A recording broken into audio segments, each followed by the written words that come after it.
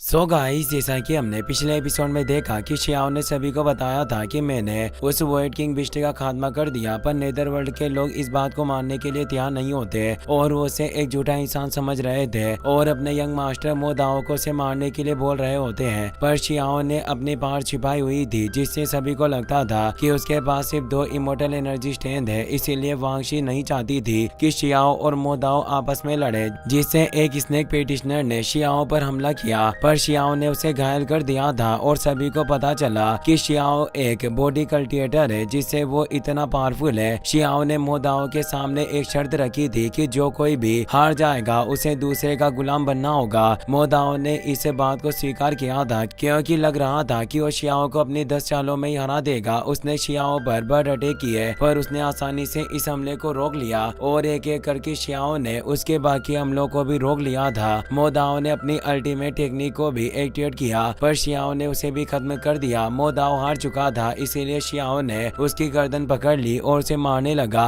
पर नेदरवर्ल्ड के सभी लोग उसे बचाने के लिए आ गए थे। पर शियाओ ने चिढ़ा रहा था कि अगर तुम इसे लेना चाहते हो तो खुद इसे हासिल करने की कोशिश करो। सभी शियाओ के पीछे पड़ गए थे और उस पर अटैक कर रहे होते हैं, पर शियाओ तेज स्पीड में सभी के हमलों से बचते हुए मोदाओ को भी बचा रहा था। पर इस तेज स्पीड की वजह से मोदाओ को चक्कर आने लगे थे। वो शियाओ से कहता है कि तुम आखिर मेरे साथ ऐसा व्यवहार क्यों कर रहे हो, प्लीज मुझे नीचे उतार दो, मुझे उल्टी होने वाली है। नेदरवर्ल्ड का एक पेटिशनर अपने साथियों से कहता है कि चाहे जो कुछ भी हो जाए हमें अपने सीनियर ब्रदर मोदाओ को बचाना होगा, और वो मोदाओ को भी बोलता है कि बिग ब्रदर आपको चिंता करने की कोई जरूरत नहीं है, हम निश्चित रूप से आप सभी को बचा लेंगे। सभी अब फुल स्पीड में शियाओ का पीछा करने लगे थे। लिटिल बनी और बाकी सभी ये सब देखकर हैरान थे। लिटिल बनी बोलती है कि इस तरह की हरकतें देखकर मुझे उस पुराने साथी शियाओ की याद आ रही है। काओ युशेंग कहता है कि वास्तव में मुझे भी ऐसा ही लग रहा है, ऐसी हरकतें सिर्फ हमारे बिग ब्रदर ही कर सकते हैं। कि नाओ भी कहता है कि क्या ये भैया ही है, पर शियाओ ने भी अभी तक उनसे बात नहीं की थी, इसीलिए उन्हें कुछ समझ नहीं आ रहा था। नेदरवर्ल्ड के लोग थक चुके थे, पर वो शियाओ को पकड़ नहीं पा रहे थे।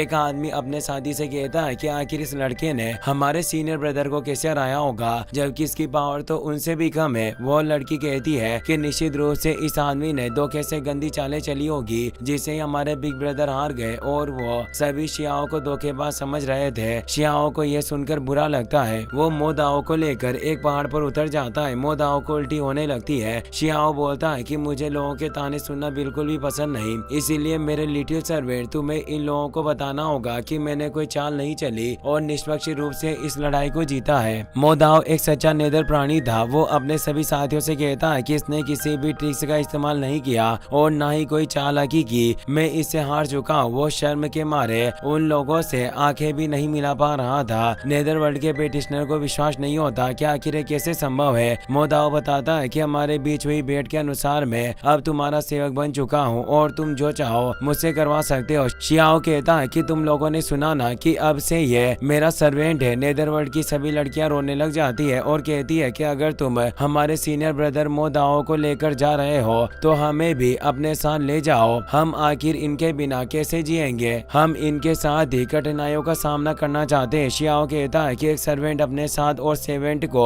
लाना चाहता है। वाकई ये काफी अजीब बात है, पर आमतौर पर मैं ऐसे प्रस्ताव को स्वीकार नहीं करता, लेकिन अगर तुम में से किसी के पास भी 3 इमोर्टल एनर्जी स्ट्रेंथ है तो मैं उसे अपने साथ ले जाने के बारे में विचार कर सकता हूँ। मोदाओ बोलता है कि तुम मेरे लोगों को परेशान मत करो। शियाओ कहता है कि अगर ये खुद मेरा अनुसरण करना चाहते हैं तो आखिर इसमें परेशानी क्या है और मैं इन सभी को कैसे मना कर सकता हूँ। काओ युशेंग ये बातें सुनकर सोचता है कि ऐसी हरकतें शियाओ की थी। मुझे विश्वास नहीं हो रहा कि उसकी तरह ही दूध पीने वाला एक और शरारती बच्चा कैसे हो सकता है। तभी शियाओ के पास अब वांगशी, बियानयू, जुआनकुन और मुनतुओ वहाँ आ जाते हैं। वांगशी शियाओ का हाथ पकड़कर उसे साइड में ले जाती है और कहती है कि तुम कैसी बचकानी हरकतें कर रहे हो, तुम्हें सीरियस होना चाहिए। दोनों दुनियाओं के बीच युद्ध चल रहा है, इसीलिए हमें केयरफुली काम लेना होगा। मुनतुओ अपनी मून डिस्क को बाहर निकालता है, जिससे एक protective isolate sound shield activate हो जाती है ताकि नेदरवर्ल्ड के प्राणी उनकी बातचीत को सुन ना सके। बियानयू सोच रही थी कि क्या वाकई हमें इस नेदरवर्ल्ड के मोदाओं को जिंदा रखना चाहिए। वांगशी कहती है कि अगर हम इसे जिंदा रहने देंगे तो ये फ्यूचर में हमारे लिए बहुत अधिक समस्याओं का कारण बन सकता है। जुआनकुन भी बोलता है कि ये बिल्कुल ठीक कर रही है। मुनतुओ भी कहता है कि हमारे पास निर्णय लेने का वक्त नहीं है, मुझे जल्दी से इसका काम तमाम कर देना चाहिए ताकि आगे चलकर हम परेशानियों से बच जाएं। और वो उस पर एक तेज एनर्जी बॉल से अटैक करता है। मोदाओ ने अपनी आंखों को बंद कर लिया था। वो कहता है कि तुमने मुझ पर पहले प्रतिबंध लगा दिया और जब मैंने हार मान ली तब भी तुम मुझे मारना चाहते हो, पर शियाओ से मरने कैसे दे सकता था। वो आगे आकर मुनतुओ के हमले को रोक लेता है और कहता है कि तुम इसे ऐसे ही नहीं मार सकते। अगर तुम इसे मारना भी चाहते हो तो तुम्हें मुझे इसका मुआवजा देना होगा और इसके ही लेवल का एक सर्वेंट मुझे लाकर देना होगा। पर आखिर कोई 3 हेवनली स्ट्रेंथ वाले सर्वेंट को कैसे प्राप्त कर सकता था, इसीलिए वो कुछ नहीं बोल रहे थे। शियाओ उन तीनों से पूछता है कि क्या तुम्हारे कबीले में कोई ब्लड कर्ज जैसी कोई टेक्निक है जिससे मैं अपने इस सर्वेंट की सोल पर प्रतिबंध लगा सकूं ताकि ये मुझे धोखा न दे सके, और अगर इसने मुझसे विश्वासघात किया तो तुरंत इसकी सोल नष्ट हो जाएगी। बियानु कहती है कि 3 फ्लावर रियल्म का कल्टिवेटर जो डेमोनिक आर्ट को जानता है और हम तीनों ही इमोर्टल क्लेन से हैं, आखिर हमारे पास ऐसे शैतानों की टेक्निक कैसे हो सकती है? हम कोई शैतान कबीले वाले नहीं है। मोदाओ कहता है कि तुम लोगों को बहस करने की कोई जरूरत नहीं, मेरे पास एक सोल रिस्टेनिंग पेगोडा मौजूद है जो मेरी प्रीमोडियल सोल को ट्रैप कर सकता है, जिसे तुम अपने पास रख पाओगे। और वो अपने पास मौजूद उस पेगोडा को बाहर निकाल लेता है जिसके साथ ही मोदाओ की सोल जुड़ी हुई थी। नेदरवर्ल्ड के सभी पेटिशनर ये देखकर हैरान होते हैं। उन्हें विश्वास नहीं हो रहा था कि मोदाओ उनका गुलाम बनना चाहता है। क्या हमारे सीनियर इन शैतानों की दुनिया के सेवक बन जाएंगे?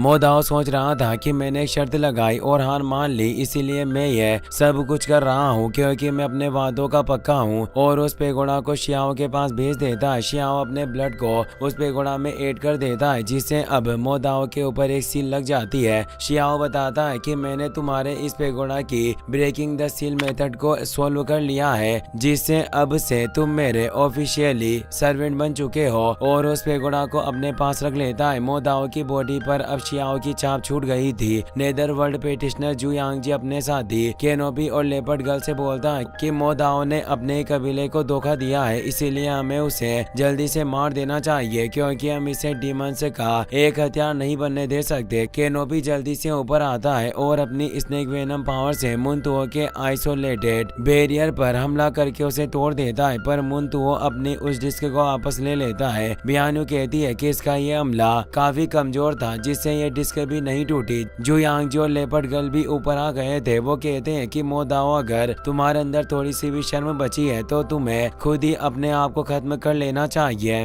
और वो तीनों अपने फ्लावर टेक्निक को एक्टिवेट करके एक साथ तेज एनर्जी से मोदाओ पर हमला करता है। बियानु को ये बिल्कुल भी अच्छा नहीं लगता। वो कहती है कि तुम अपने ही लोगों को मारना चाहते हो, वाकई तुम बेशर्म इंसान हो। और वो अपनी फ्लावर टेक्निक से उन्हें रोकने लगती है। जुआन कुन, मुनतुओ और वांगशी भी अपनी पावर को एक्टिवेट कर लेते हैं। वो चारों अपनी पावर को मिलाकर उन तीनों नेदरवर्ल्ड के प्राणियों की पावर को रोकने की कोशिश करते हैं, पर रोक नहीं पाते। और वो तेज एनर्जी मोदाओ की तरफ बढ़ रही थी। मोदाओ को भी लगने लगा था कि उसके साथी सही कह रहे हैं, उसे दूसरों की गुलामी करने की बजाय मर जाना चाहिए। पर मेरी बॉडी मुझे अपने पेरेंट्स से मिली है, इसीलिए मैं खुद को खत्म नहीं कर सकता, वरना मेरे माता पिता का अपमान होगा। पर वो खुद को मारने के लिए अपने साथियों का इस्तेमाल लेना चाहता था और वो अपनी आंखें बंद कर लेता है। वो एनर्जी उसकी तरफ बढ़ रही थी, पर शियाओ को एहसास हो गया था कि वो बाकियों की तरह नहीं है, वो एक अच्छा इंसान है। वो तेजी से मोदाओ के आगे चला जाता है और अपने एक पंच में ही उस एनर्जी को रोक लेता है, पर इससे काफी तेज एक्सप्लोजन होता है जिससे तियानशेन एकेडमी और बाकी सभी लोगों को भी काफी दिक्कत होती है और वो दूर गिर जाते हैं। जू यांगजी हैरान था कि आखिर इस लड़के ने आसानी से इस हमले को कैसे रोक लिया।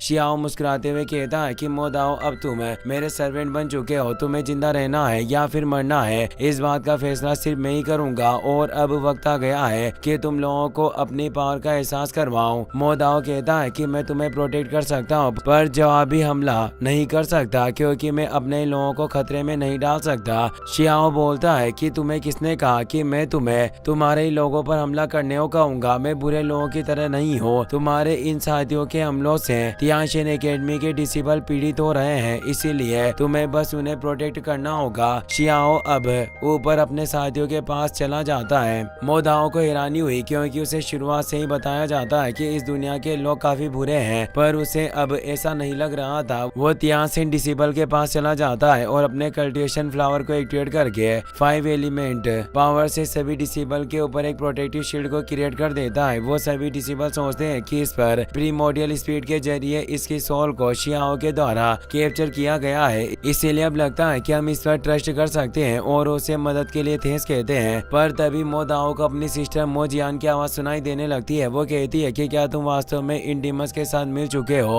और हमारे इस होली वॉर के बीच बाधा उत्पन्न कर रहे हो। उसके चारों तरफ धुंध छाने लगी और सेंटीमेंट दिखाई दे रहा था। मोदाओ बोलता है कि सिस्टर मैं सिर्फ अपने इरादों पर चल रहा हूँ और मैं अपने वादों का पक्का हुआ, पर मैंने कभी भी अपने लोगों को चोट नहीं पहुंचाई। मोजियान काफी गुस्से में नजर आ रही थी। वो उसे सेंटीपेड की मदद से जकड़ने लगती है और कहती है कि यह काफी शर्मनाक बात है कि तुम हमारे कबीले के सम्मान को बचाने के बजाय इन लोगों के साथ मिल गए, इसीलिए मैं खुद अपने हाथों से ही तुम्हारी इस जिंदगी को खत्म कर दूंगी। और अपनी सोच से उसे मारने के लिए आगे बढ़ती है, पर तभी हुआंग की आवाज आती है क्योंकि एक इल्यूजन था और असल में एक 3 हेड बिस्ट मोदाओ को मारने वाला था, पर शियाओ ने उसे रोक लिया था। ये एक इमोर्टल वॉरलॉर्ड होता है जो नेदरवर्ल्ड की एग्जोसिस्ट रॉयल फैमिली का ही मेंबर था और उसे 3 हेडेड किंग के नाम से जाना जाता था। इसी के साथ ये एपिसोड यहीं पर खत्म हो जाता है। वीडियो पसंद आया हो तो अपने दोस्तों के साथ शेयर करना, साथ ही इस वीडियो को लाइक और चैनल को सब्सक्राइब करने के लिए आपका तहे दिल से शुक्रिया। Thanks for watching.